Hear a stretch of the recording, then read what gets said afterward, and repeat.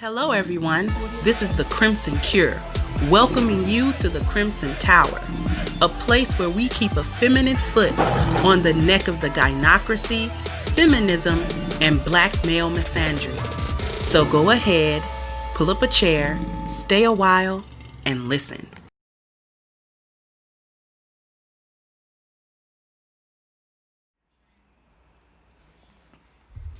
Hello, everybody. As usual, go ahead and put it in the chat if you can hear me. I don't be changing the settings, but who knows?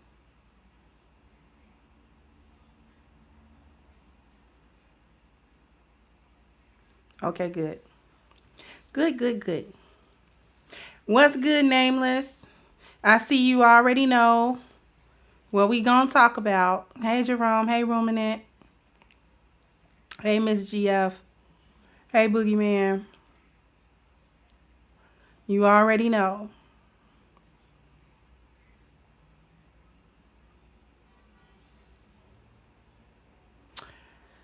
So,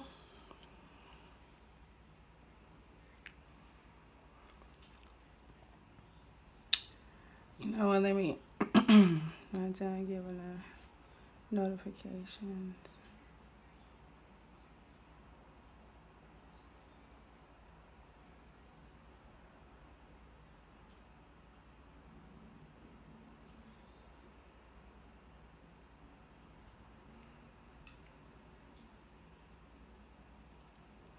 So, was trying to give some people some time to get in here.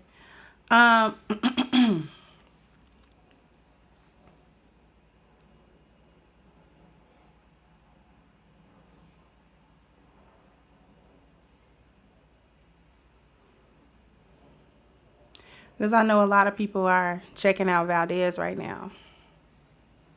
So,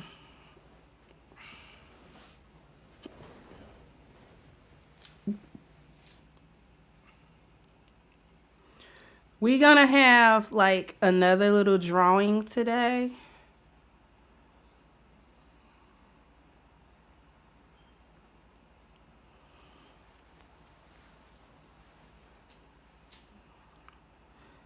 Especially if there are some other people. If you entered your name yesterday, don't do it again. But we can get to that at the end of the show. Anyway. So you see the title, You Talk Too Much. Is there a time limit for you? Now, this is a little bit diversion from what I've been talking about this past 2 weeks, which is the high value woman, or what makes women valuable, and raising and increasing her value as a woman. And we're definitely going to get back to that. I have not left it completely, but I had to divert and talk about this because this is actually important.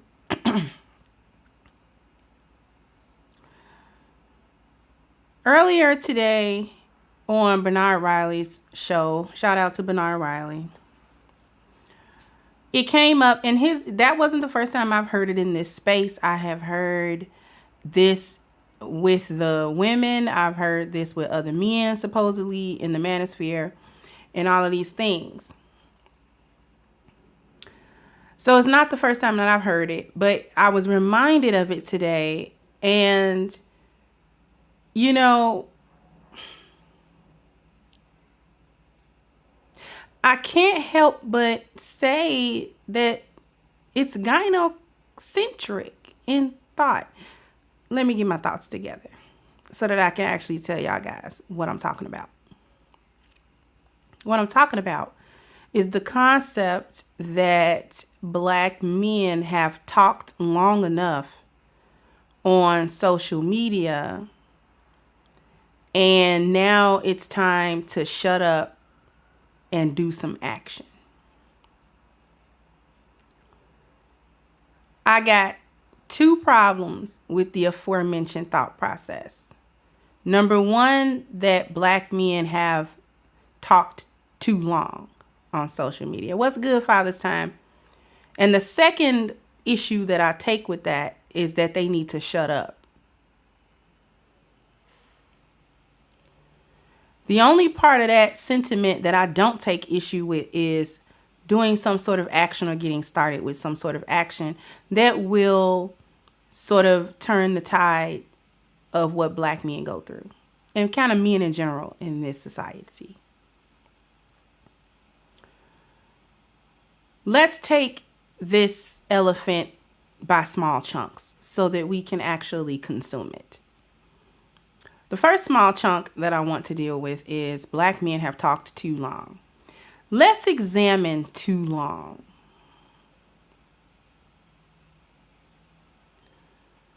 Too long for whom? And who's got the time clock for it? See, these are the questions that you have to ask yourself. Black men have been talking and quote unquote complaining too long, but who's got the clock? Too long in whose estimation? How long is too long? Can you put a time limit on working through collective trauma?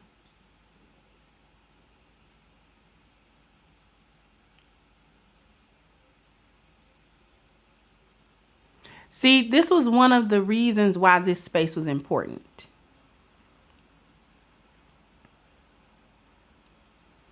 Because it gave Black men an opportunity to come together to hash out these things. Now, are there some men on here that do come to complain? Yes.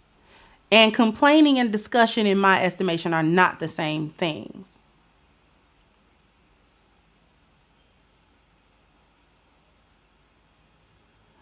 Oh, you like, this is new. I just bought this today and it really is like fire engine red, which I tend to stay away from.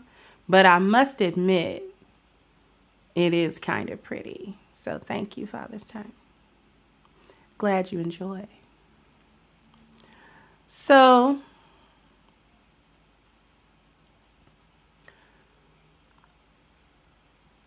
how long does it take to work through trauma?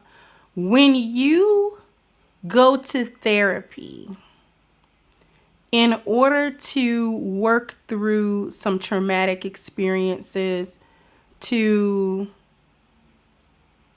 get through whatever pain or hurt or things that you are going through, do therapists put time limits on you? Do they say if you're not completely healed in 3 months, no matter how much trauma you've endured, there's a problem? The only thing that the therapist is looking for is some sort of work to be done and a progress to be made, an effort to be made. That is what the therapist is looking for. They are looking to see if you're doing your therapeutic homework. Are you implementing the advice that they're giving you on how to handle certain things, what new coping mechanisms you can use, so forth and on? That is what they want to see. And as long as an earnest effort is being made and progress is being made, they'll take as much time as you want, despite the fact that they're getting paid to take this time. But not only are they getting paid to take the time, they don't feel like their time and effort and energy is being wasted on a patient that does not do the work. So, for whatever reason, this is like really low. I sounded like Catwoman. Y'all are silly in this chat. Why are y'all so silly in this chat?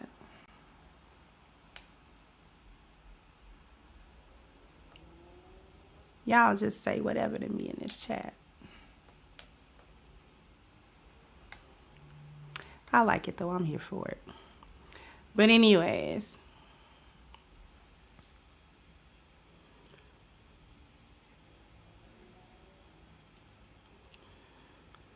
as long as an effort is being made, the therapist doesn't feel like their time and efforts are being wasted. Black men have been going through a lot over the past probably 4 or 5 generations. Let's see, Z, millennial, I'm working backwards. So Z, millennial, if you want to say zennial, whatever, X, and boomers. That's 5. Okay? For 5 generations, we're not even counting Jim Crow, Reconstruction, slavery. We're not even counting that time. But for 5 generations, Black masculinity has been suppressed.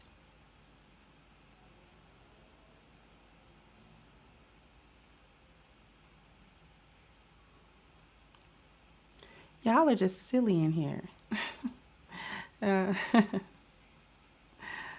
You never know.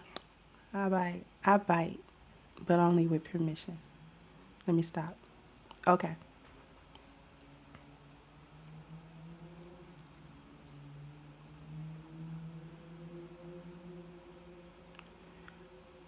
So 5 generations, and just now over the past, we'll give it a decade. We'll give it 1 decade.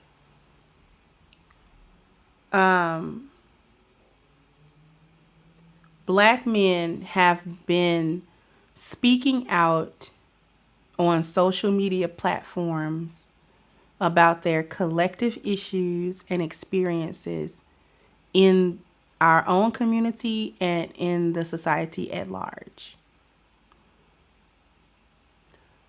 To come together to realize that their experiences are not unique, in as much as they are sharing experiences with other Black men, regardless of their socioeconomic standing, age group,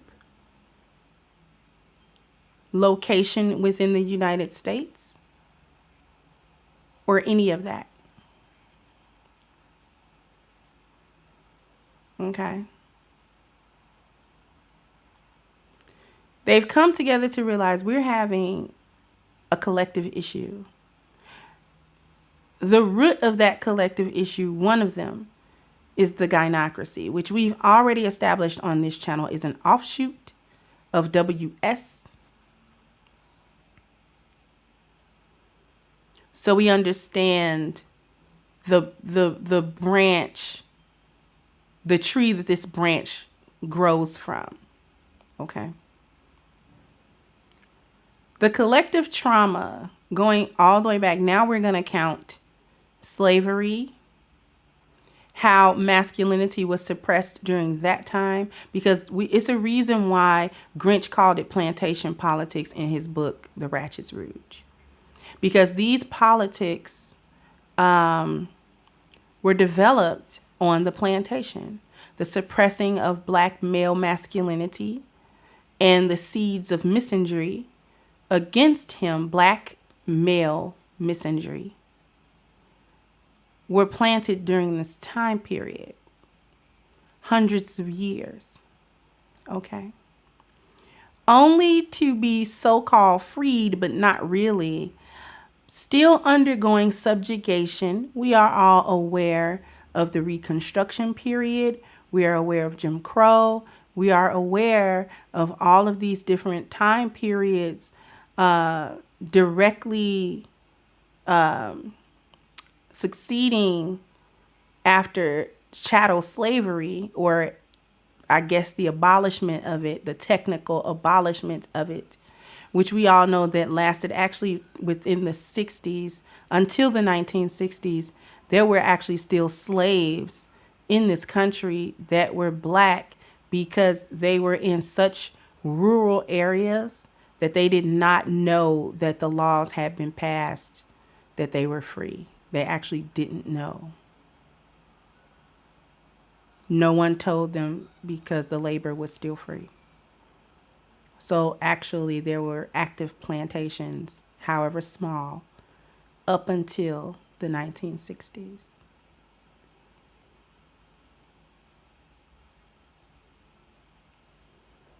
So Black people have not been free very long. And Valdez has actually touched on this before. Black people have not been free very long in this country.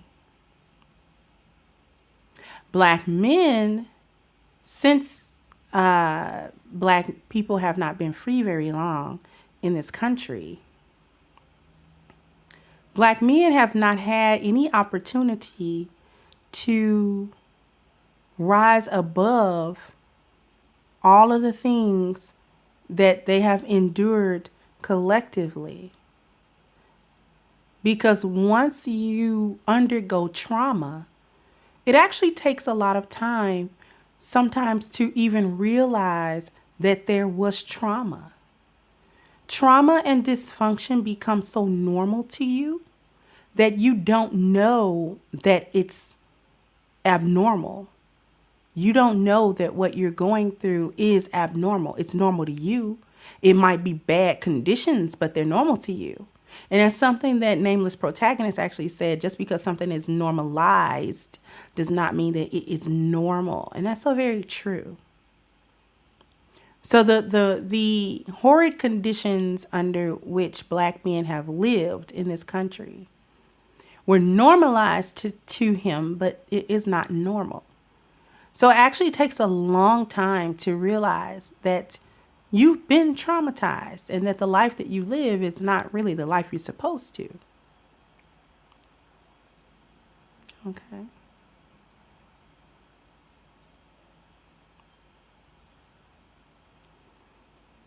So within the last decade, black men have done sort of a mass awakening, which we have all dubbed the red pill as an analogy.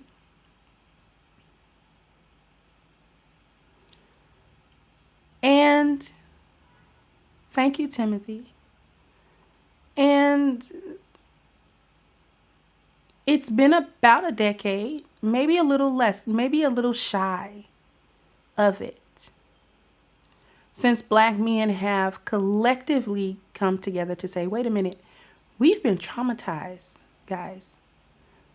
The life that we've been living is not normal. Other groups of men don't actually live this way. They don't think this way. They don't operate this way. Our communities are upside down. Things are really backwards. Things are operating in a really backwards way. It's not normal. And we have to actually get it to where it is normal. Now, to get it to that point is an effort and a will of its own. So now, in order, you realize that there's been problems. Now you have to sit down to sort out hundreds of years of dysfunction as a group. Hundreds of years of compounded dysfunction. Not only the dysfunction of our subculture, but the dysfunction of the overall culture that we live in the society that we live in, right? Then black men are subjugated on a wider scale, and then they come to realize that through the gynocracy, they are subjugated on the micro as well as the macro.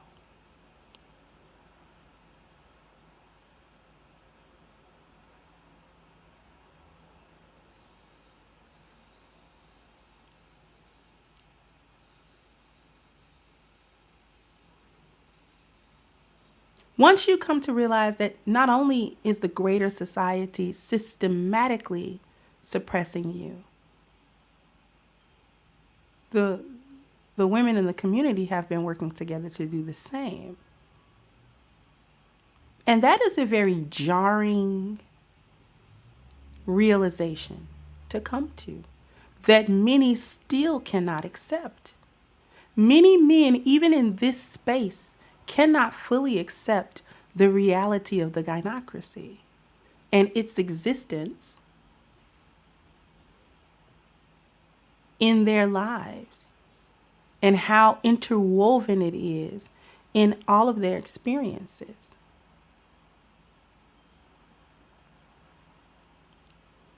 It's jarring.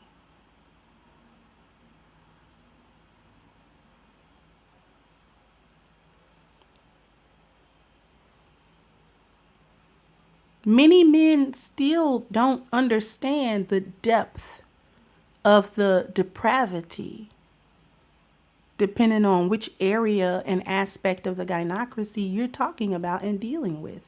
Shout out to DS1. He calls it being on demon time. Demon time. Shout out to Black Ram 313. He dubbed them succubi. That's a demon.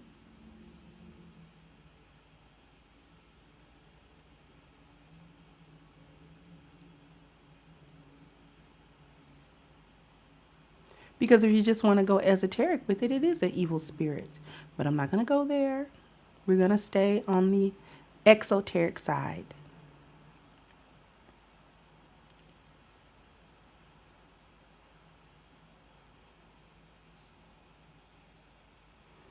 So,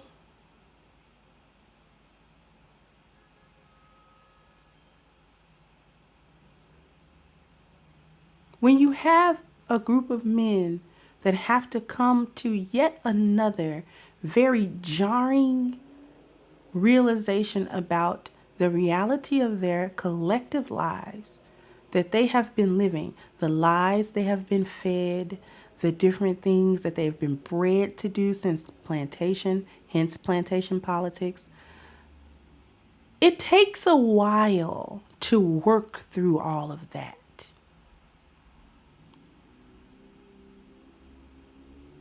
It takes a while to work through all of that. There's no one size fit all time frame where Black men have to work through all of these issues all within 1 or 2 years. And after 1 or 2 years, you're talking too much and you're complaining. And it's time to do some action and it's time to change things. And time. See, even that thought is misandrist and gynocentric in its root. Would you all agree with that? That thought that Black men have a very restricted time frame for which to hash out these issues that we are facing as a group. That trying to rush that process is gynocentric and misandrist at its core. That's what I think. Because isn't it a gynocentric talking point leveled at Black men that they don't do enough? That they don't build anything? That they don't do anything? That's a gynocentric accusation that is routinely leveled at Black men.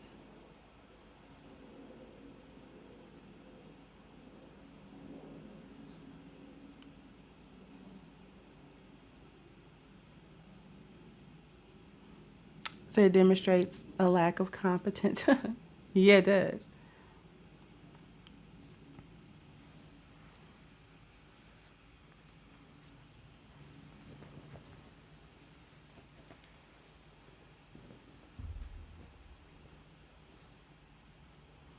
So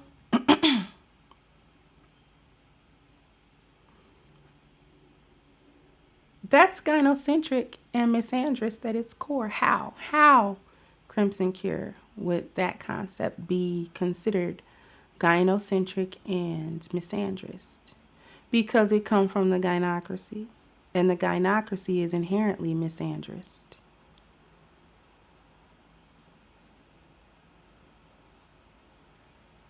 Shout out to Sheep Stay Sleep, whose channel tagline is heal before you build.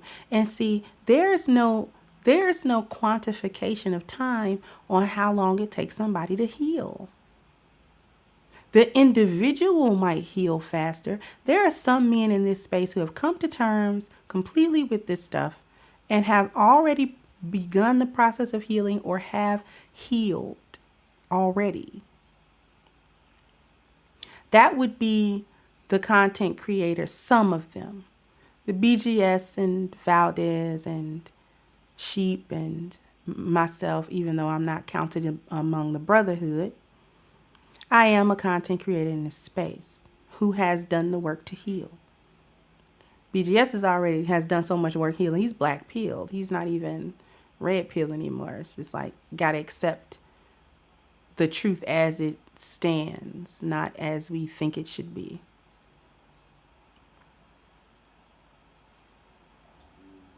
We have brothers like Dr. Tiasan Johnson and brothers like Green Gorilla in this space and Tommy Curry, even though he's not a YouTube content creator, who are able to put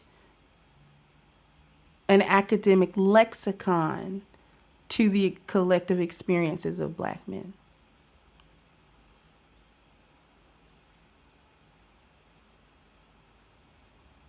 Right?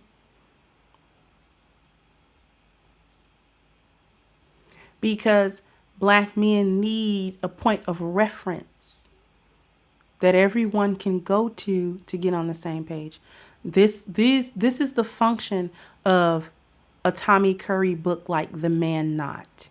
This is a function even of Grinch's book, The Ratchet's Rouge, a point of reference for black male collective experiences underneath the gynocracy.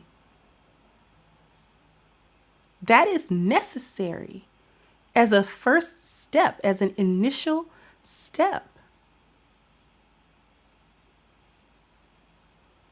And the issue is so large that it requires to be dealt with on multiple fronts at once. It's too large to deal with one aspect at a time.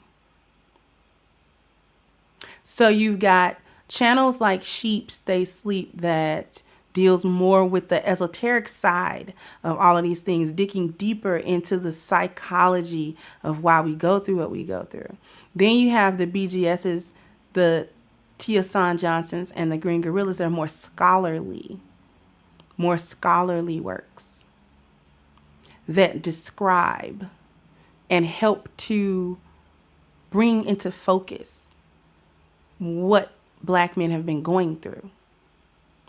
You have the Valdezes who come more on the street level to talk to speak the language of the men the man he is and grew up around, to talk to them about masculinity, to talk to them about, because he knows that there are a lot of young men who grew up like him with no stable, well, not quite like him, but who grew up with no stable type of household. They don't know their father, or they don't have good relationships with like men in their lives. So they don't have a guide for masculinity. So he'll actually talk about things that are basic masculinity. Then you have our own sponsor, Father's Time, who deals with the health aspect of what goes on with black men via A Game.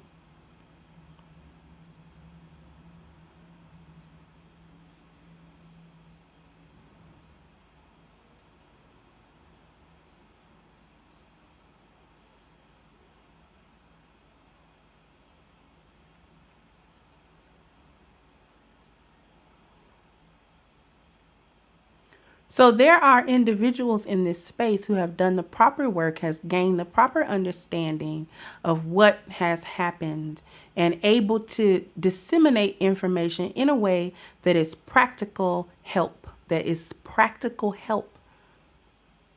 for black men and some women who are actually waking up out of the slumber and the stupor of this type of oppression and suppression. Thank you so much, Father's Time. So thank you for allowing us to have fun in the chat and adding light to a very difficult and important topic. Sometimes I feel the heavy burden of our reality. Humor helps me cope. We appreciate you staying on point and focus. Because I saw those comments. I said, you know what? Don't look. Just keep talking what you're saying. Thank you so much for everything, Father's Time. So, why? Why is it so deep? I'm trying to not. Anyways, If I start fussing with this thing, I'll be fussing with it for 10 whole minutes. Anyway,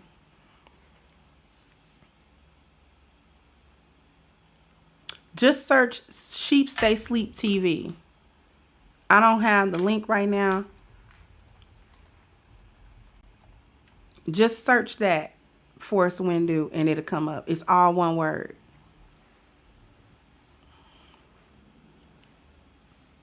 Thank you, Gold Professor.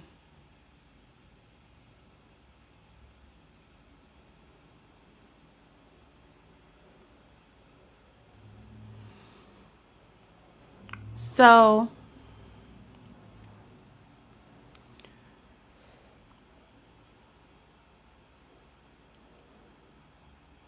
these things need to have some structure and direction. You can't solve a problem without understanding the problem. And this is a group of men that don't understand that simple process. This is how you know who's effeminate and who's not. This is how you know who has a masculine mind and who versus which men have feminine minds.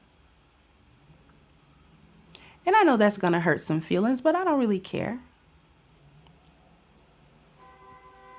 Because the men in this space who have masculine minds understand that the resolution of the problem lies within understanding the problem from every aspect that you can understand it. And then coming up with the plan of action before the action. So there's steps to this. You have to first identify that there is a problem or a group of problems. This is a cluster of issues, not a single issue. People are acting like black men are getting on here complaining about their shoes aren't tied. Where the solution to that is tie your shoes.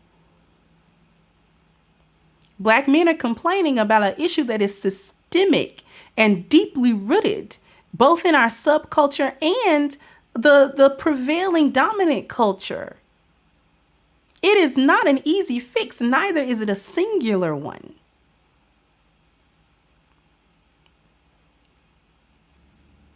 And you can call it complaining, and you can call it just talking, you can just call it entertainment, and you can call it whatever you want. But the fact of the matter is, black men have a right. Any oppressed and suppressed group has a right to convene and discuss those issues at length to their own satisfaction. They have that right.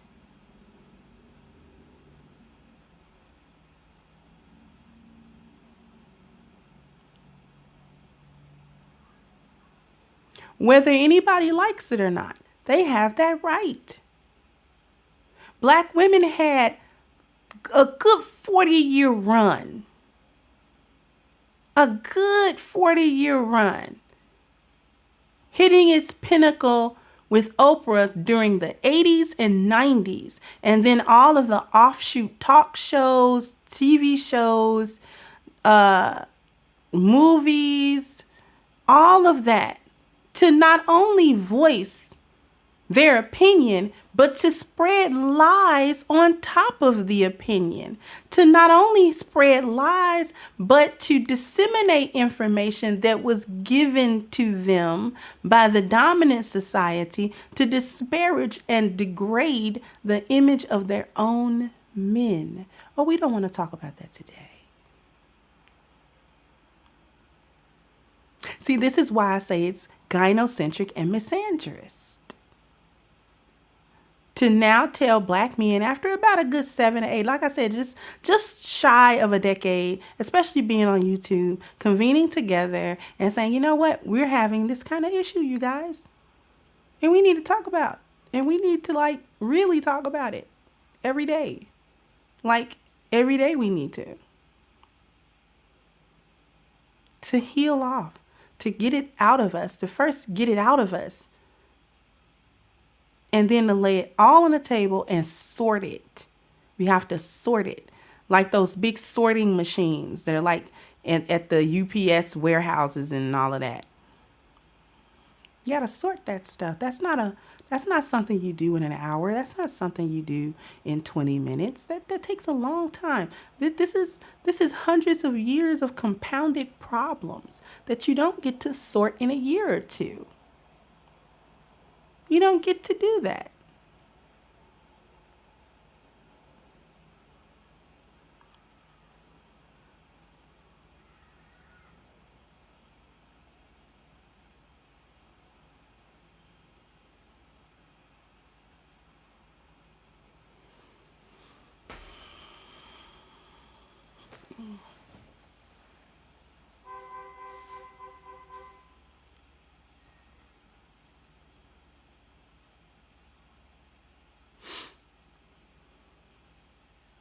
No one wants to talk about this today.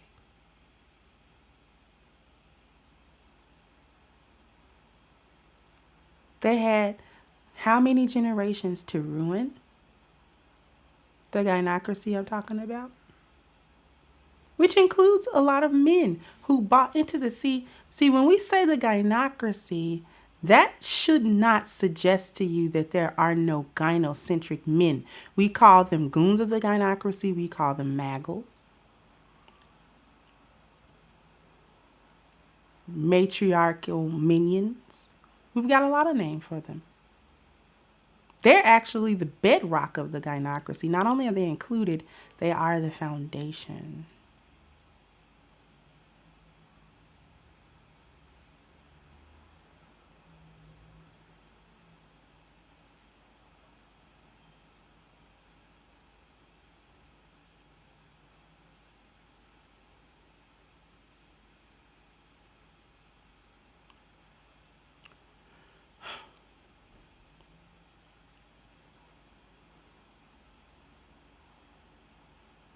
It's not time to stop talking when the lives of black men are not even valued. When he's still fighting to be seen as a human being, even among other so-called black men, it's not time to stop talking.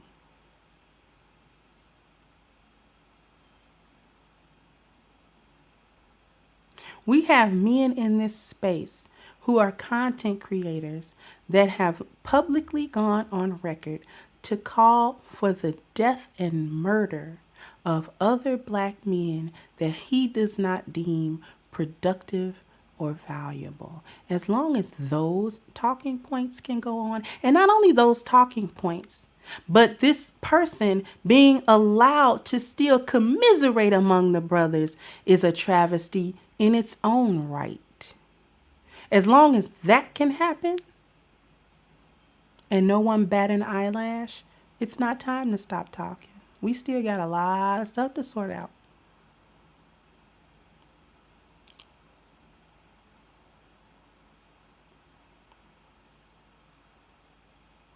Because, see, you can't be okay with a guy that calls for the theoretical murder of your brothers and then get angry with the woman or a couple of women, it's not just her, that actually go out and slaughter black men. And I'm not saying don't be angry with that. I'm saying be angry with both.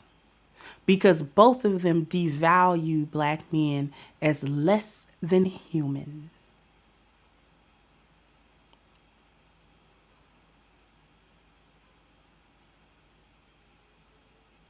Can't have as long as we're having selective outrage, it's not time to stop talking.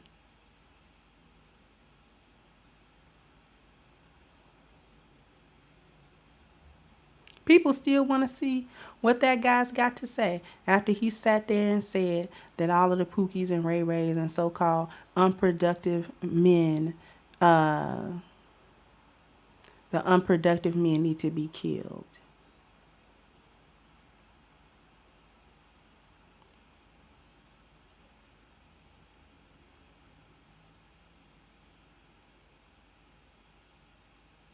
We don't time out, we hide.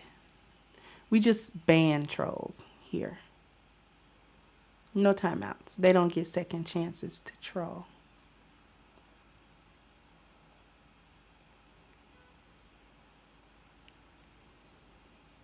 I actually wouldn't be surprised if that's a dude, but whatever.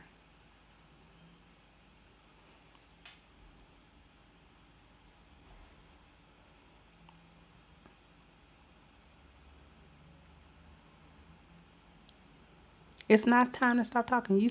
You guys are still trying to figure out what peg leg is talking about. You guys still let charlatans and con artists and people who have come publicly to tell you that they are not for you and not in your corner, you're still willing to have conversations with them and talk to them. We still need to sit at the table as long as you don't know how to identify an enemy as an enemy.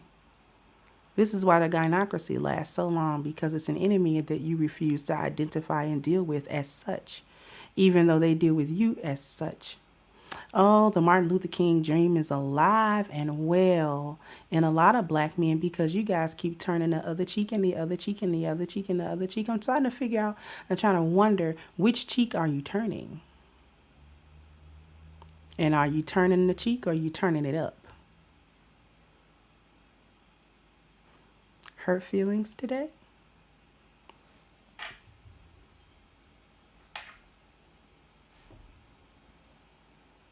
Thank you, Force Windu, for the cash app. Y'all not y'all not hitting links today? I've been on here like 45 minutes dropping jewels and hardly any links hit. I see how it is. I won't be long then.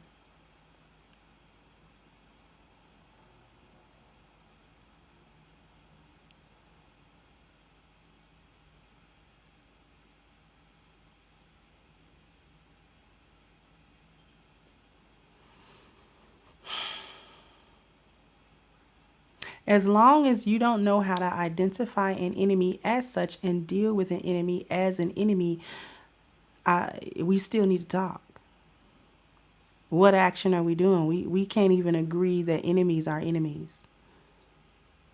This is why the gynocracy lasts as long as it does, because you still choose to deal with women who don't even think that you're human beings. And they demonstrate this concept to you whenever they get an opportunity. And then you have so-called men in the space who also don't see you as human beings. They've come out to voice it loud and proud. And you still invite them to panels, and you commiserate with them, and you talk to them, and you donate to them, and you're friends with them. Just because you happen to agree that the so-called Pookies and Ray Rays are unproductive and need to be killed. An injustice somewhere is an injustice everywhere. You don't say anything when the firing squad goes after Pookie and Ray Ray. What about when the firing squad turns on you? Then you'll want somebody to stand with you in solidarity about how unfair it is and how unjust it is, right? But you didn't know how to deal with an enemy when they showed you they were an enemy to you. Because if he can pull a gun on his brother, he can pull one on you.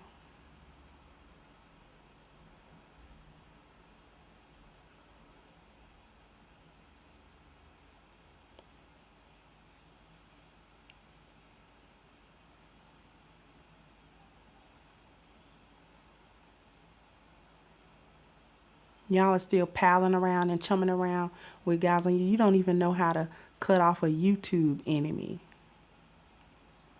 We still need to sit at the table and talk, because there's a lot to hash out. We're not done. Black men do not even understand self-inflicted anti-black male misandry. They still don't understand that concept. Shout out to Dr. Tiasan Johnson for the lexicon, for the verbiage to express that. Black men collectively hold the same view of themselves that have been purported through WS and further through the gynocracy. They themselves do not see any value or worth in their own existences. They themselves view each other and their own selves as less than, not worthy. One black man will be quick to tell another one he's not nothing. just because he don't like them. Not necessarily because it's true, just because he don't like them.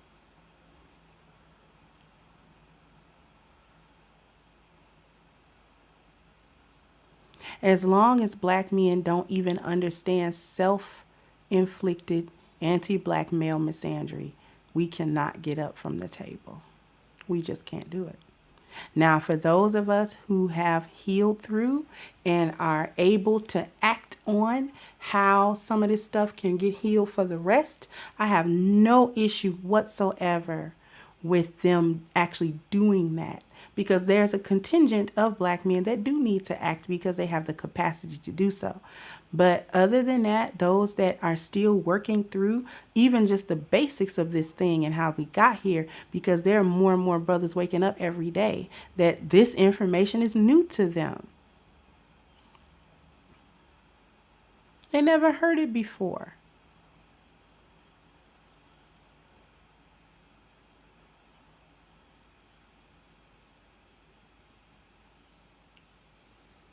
Right?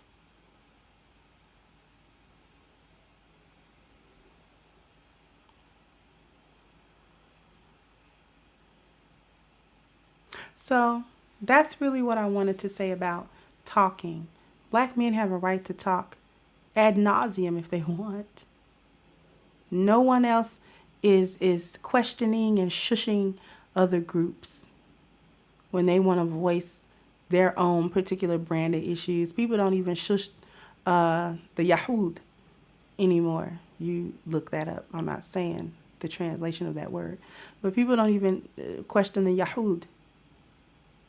They still get to talk about what went on during World War II. And they're one of the richest groups in the world, not even undergoing any of that currently. Force Windu, thank you. So would you mind if I post a link to my channel's first video? Sure, go ahead. You need a wrench first. Go ahead. Everybody go subscribe to Force Windu. Check the brother out, see what he's talking about. I have not seen his video yet, but I'll go and check it out, see what he's talking about. So I think that's all that I've got for you guys today. So what I want you to do is go ahead and like, share, and subscribe to the channel. Today's episode of the Crimson Cure has been brought to you by our sponsor, A-Game. So go ahead and look in the description box, click the link for A-Game at agameherbal.com. Get yourself a 10% discount using the code Kendra10. This has been yet another Crimson Cure production, and I'll catch you guys in the next one. Peace out.